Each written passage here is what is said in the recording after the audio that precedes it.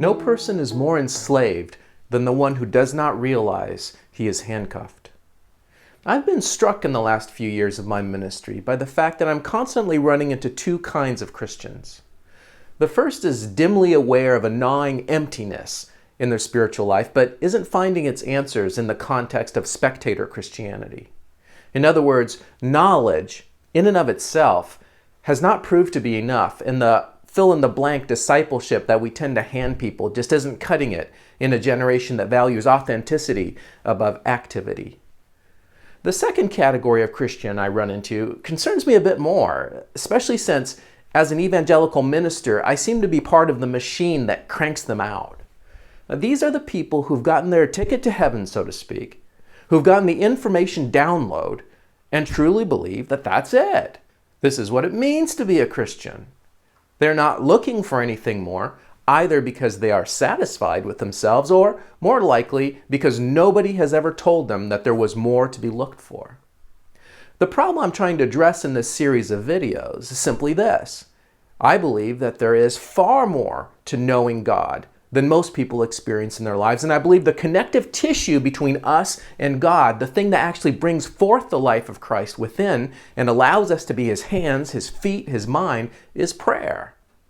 Unfortunately, the two kinds of Christianity that I've just described also create their own forms of prayer, so we are forced to do what my old basketball coaches drilled into us years ago: get back to the basics. We need to work the fundamentals and give back to prayer its ancient role. And this is why I believe that we should be reintroduced to the Bible as a book of prayer. Having a sense of being with God is the goal of all devotional activity, including prayer. But before the ball goes in the net, it has to be put in play. The Bible speaks both of being with God and of the elements of approaching God. And this is where we are right now, in the outer court of the tabernacle, to use our metaphorical roadmap. The basics of approaching God are extraordinarily simple. In my last video, I spoke of the first, choosing God. This video is about the second, surrendering to God.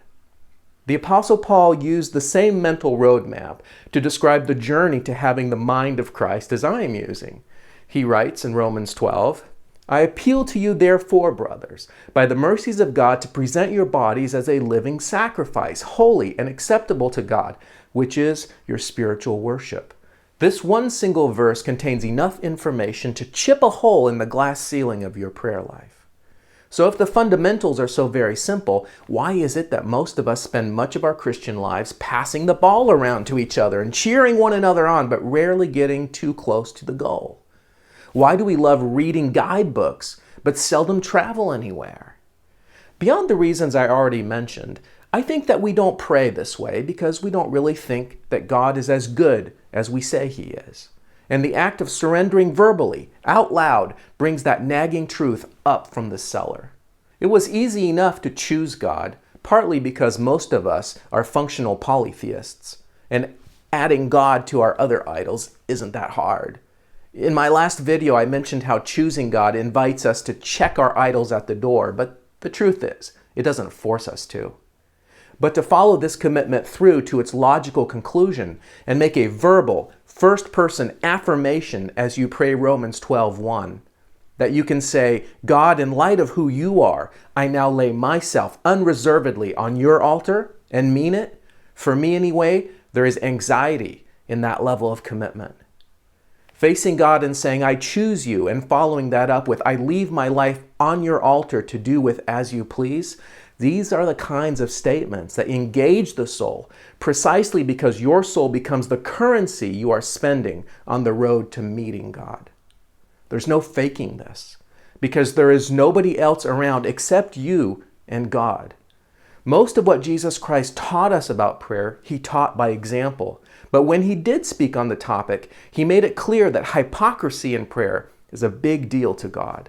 The outer court strips us of our hypocrisies because you cannot say, "I choose," "I surrender," "I confess," without a painful self-awareness of exactly how many gods I will check at the gate if I am to pick Him alone. How much of my life I will bargain for at his altar, how comfortable I have become with my own defilement when it comes time to confess. As C.S. Lewis said, he is not a tame lion, but he is good. We all want to live with the tame God who is safe and predictable and reliably takes emergency phone calls, which is why I think that we fear the "I surrender all on your altar" prayer, because we recognize that while we are hoping for something out of our prayer life, God is looking for something out of it as well. And the possibility that our roadmap and his don't line up makes the willingness to say, "I lay it all on your altar right now, today," an issue of trusting him when our human side is not yet done calculating the cost.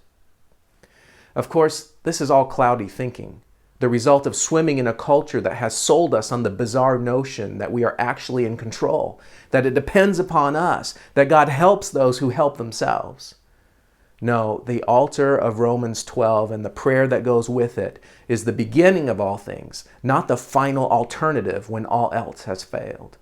And this is why step 2 of taking your prayer life to another level is simply to say to yourself and to God, "I lay myself on your altar unreservedly. You can have it all." And I have noticed in teaching this principle that we Christians often have this visceral need to dodge the uncompromising statement, "I lay myself down." I know I do.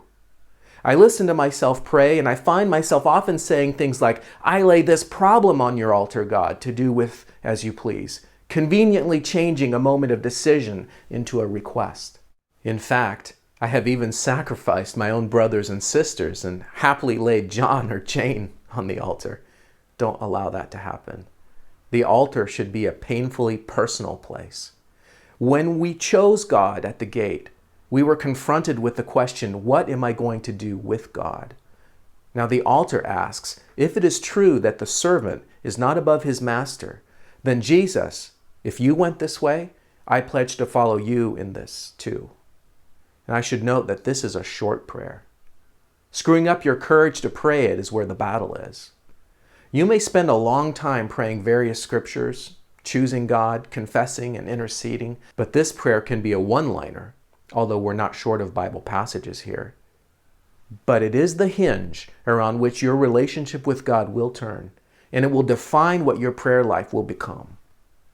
It is the point at which you give up your life, trusting that in losing it, He will give a better one, be it on this side of death or the other, trusting that He is not only wild, but good. And thus, this one-line prayer becomes one of the triad of prayer basics that lead to the inner freedom, the peace, and joy we will find in the Holy of Holies. So I make it my habit to pray Romans 12:1 and similar altar passages in the first person, to do it out loud so I can hear myself say it, and to do it with others, in groups big and small, because in leading them, you will demonstrate a quality of spiritual leadership that we are all hungry for.